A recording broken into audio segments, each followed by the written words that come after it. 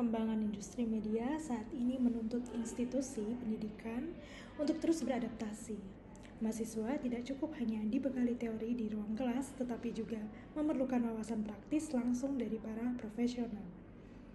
Halo, saya Karina Adenapsari, dosen asisten ahli di program studi ilmu komunikasi Universitas Teuku Umar.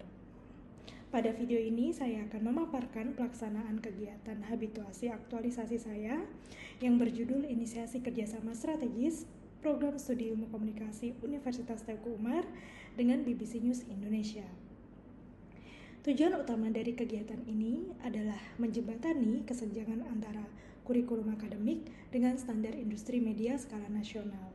Melalui inisiasi ini, kami berupaya memfasilitasi mahasiswa dengan program kuliah tamu atau kelas praktisi, sekaligus membuka jalan bagi institusi untuk menjadi rujukan riset kewilayahan di Aceh Barat.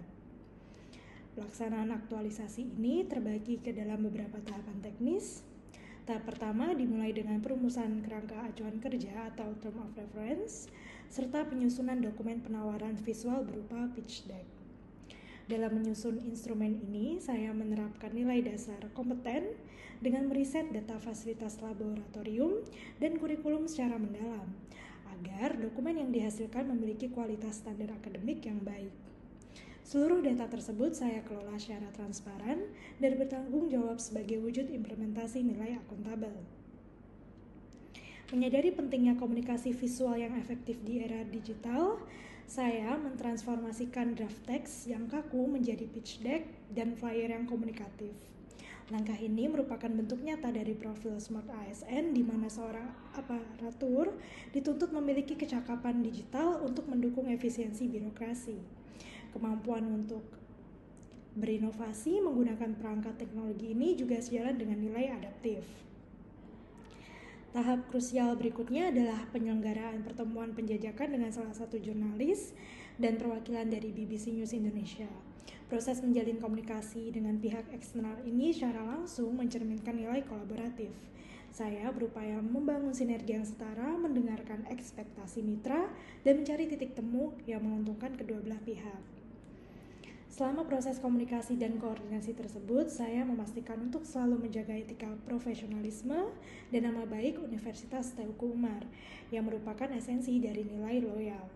Interaksi dengan berbagai pihak, baik dengan pimpinan, rekan, sejawat, maupun mitra eksternal, saya lakukan dengan mengedepankan sikap saling menghargai untuk menjaga lingkungan kerja yang harmonis. Pada akhirnya, seluruh rangkaian kegiatan dari penyusunan draft hingga pertemuan ini bermuara pada satu tujuan, yaitu memberikan layanan pendidikan yang lebih relevan dan bermutu bagi mahasiswa. Ini adalah bentuk komitmen saya terhadap nilai berorientasi pelayanan.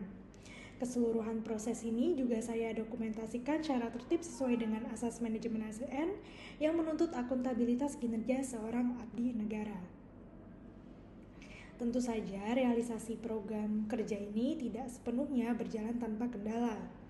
Tantangan paling signifikan yang saya hadapi selama masa habituasi berkaitan dengan manajemen waktu dan dinamika kalender akademik institusi. Pada saat yang bersamaan dengan pelaksanaan aktualisasi, program studi ilmu komunikasi sedang menghadapi tahapan krusial berupa asesmen lapangan untuk akreditasi. Fokus seluruh rekan dosen dan pimpinan secara otomatis terpusat pada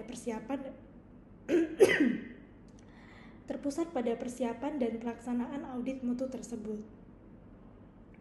Akibatnya, ruang untuk berkoordinasi secara internal mengenai inisiasi kerjasama ini menjadi sangat terbatas.